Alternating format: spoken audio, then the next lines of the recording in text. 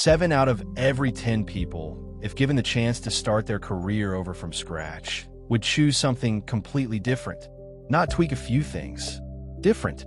That's what legendary venture capitalist Bill Gurley found when he ran a simple online poll, and when he repeated it, and when he teamed up with the Wharton School to survey 10,000 more people, the number barely moved. Nearly 6 in 10 people said they'd do things differently if they could go back. This is what Gurley calls career regret, and he believes it's at crisis levels. Gurley isn't just some guy with a survey. He's a benchmark capital partner who backed companies like Uber and OpenTable. Someone who has spent 30 years studying why certain founders and executives thrive, while others burn out chasing a version of success that was never really theirs. And in his book, Runnin Down a Dream, he distills everything he's learned into 6 principles illustrated by the wildest collection of real people you'll ever meet in one book. A Hollywood agent who read every script in town, the kid who became Bob Dylan, the guy who invented MrBeast's peer group strategy, and even Gurley's own path from Commodore VC 20 in Texas to the top of Silicon Valley. If you've ever wondered whether you're on the right track or whether it's too late to change lanes, this book is basically a permission slip. Let's get into it. Gurley opens with an idea he calls the conveyor belt. For most of human history, your job wasn't a choice. It was inherited. Your last name was often literally your trade. Baker, Smith, Weaver. That started changing in the 20th century as college became the ticket to opportunity. But Gurley argues we just swapped one conveyor belt for another. Now a 17-year-old has to pick a major, launch a career, and commit to a path with almost no training in how to make that decision, while parents and counselors quietly steer kids towards safe jobs like law, medicine, and engineering, often without asking whether that kid will actually love it. The data backs this up. Only about half of college grads end up working in a field related to their major, and that number keeps falling the further out you look. Gurley's own story started this way too. He was a computer science kid at Compaq, making great money, and then he quit because his third big project felt exactly like his first 2. He went back to business school, started reading obsessively, and eventually found his way to Wall Street and then venture capital. His core message: you'll spend roughly 80,000 hours of your life working. That's too long to spend on autopilot. And unlike previous generations, we now have more tools than ever. AI chatbots, YouTube lectures, direct access to experts on social media, to actually engineer a career you love instead of just falling into one. Principle 1. Chase your curiosity. Gurley's first principle borrows from Jerry Seinfeld's advice to forget passion, find fascination. Passion sounds dramatic and a little embarrassing. Fascination is quieter, but it's the thing that makes you want to learn every detail about a subject, the thing you do even if nobody paid you. The book's opening profile is Danny Meyer, who was on track for law school and a comfortable sales career before he took a massive pay cut to work in an Italian restaurant in New York, just to be near the food industry he was obsessed with. He spent 2 years intentionally studying the restaurant business, from menus to service styles to what made a dining room feel alive, before opening Union Square Cafe in 1985. That restaurant became a New York institution, and Danny went on to found 16 restaurants and, almost as an afterthought, a little burger stand called Shake Shack that's now worth close to $5 billion. Psychologist Angela Duckworth, famous for her research on grit, told Gurley that she used to think perseverance was the hard part of success. She's changed her mind. Passion is actually harder because you can't force yourself to care about something. Her advice: be like a paramecium and move toward warmth and nutrients. Pay attention to what genuinely excites you and drift away from what bores you, even if that means abandoning a path you've already invested in. Principle 2. Hone your craft. Once you've found your fascination, Gurley says you have to become obsessive about mastering it. He tells the story of Lori Bartlett, who started as an assistant at a Hollywood talent agency and decided to differentiate herself by reading every single script that crossed her desk, even the ones nobody else bothered with. That habit eventually let her spot talent before anyone else, including future superstar writer Taylor Sheridan, whose script for Sicario she loved years before he became one of Hollywood's biggest names. Lori went on to become the first African-American board member of a major talent agency. Gurley also points to Pablo Picasso, who painted with photorealistic precision as a teenager, winning prizes for traditional work before he ever broke the rules that made him famous. The lesson: you have to master the fundamentals of your field before you can innovate in it. This means learning your industry's history, staying current on what's changing, going deep in a specific niche, and counterintuitively, learning things completely outside your field because distant knowledge often sparks the most original breakthroughs. Principle 3. Develop mentors. Nowhere is this clearer than in the story of Warren Buffett. At 19, Buffett read Benjamin Graham's The Intelligent Investor, and it changed his life. He enrolled at Columbia just to study under Graham, and even offered to work for him for free. Years later, Graham hired him for real, and their relationship became one of the most important mentorships in financial history. Buffett was so grateful he named his first son Howard Graham Buffett, combining his father's name with his mentor's. Gurley also traces this through Bob Dylan's origin story.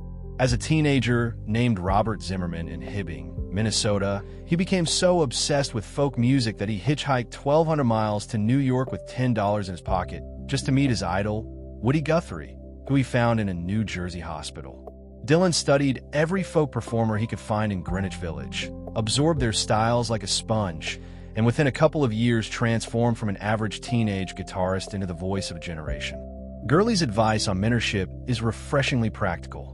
He splits mentors into two types: aspirational mentors you study from afar, through their books, interviews, and social media, and local mentors you can actually sit down with regularly.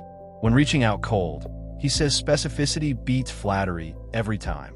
Instead of a vague request to pick their brain, ask a pointed question about their actual work, mention something concrete you noticed about them, and be upfront about exactly what kind of guidance you're after. Once someone agrees to help, the responsibility shifts to you to keep the relationship alive, following up, sharing your progress, and never treating a mentor like an on-call consultant. His core philosophy is simple: a no costs you nothing, while a yes can change everything, so the fear of asking is almost never worth the caution. Principle 4. Embrace your peers. This might be the most underrated principle in the book. Gurley tells the story of Jimmy Donaldson, better known today as MrBeast, who spent 7 lonely years grinding on YouTube before finding 4 other obsessed young creators.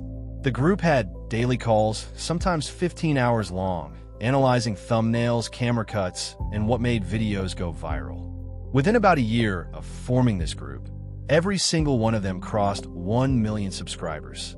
Jimmy is now the most subscribed creator on the planet, and he credits that peer group, not his years grinding solo, as the real turning point. Gurley pairs this with the story of a group of college athletic directors who met over free beer at a conference in the 90s and formed a group text called, eventually, Young ADs. Decades later, that same group of friends now runs some of the biggest athletic departments in the country, including Texas, Alabama, and Florida, and their private conversations have quietly shaped major decisions in college sports, from coaching hires to conference realignment. The takeaway: peers aren't competitors to keep at arm's length. They're collaborators who can accelerate your growth in ways mentors simply can't. Unlike mentors, peers let you ask naive questions without embarrassment. They share job leads before they're public, and they're the first ones to tell you honestly what's working and what isn't.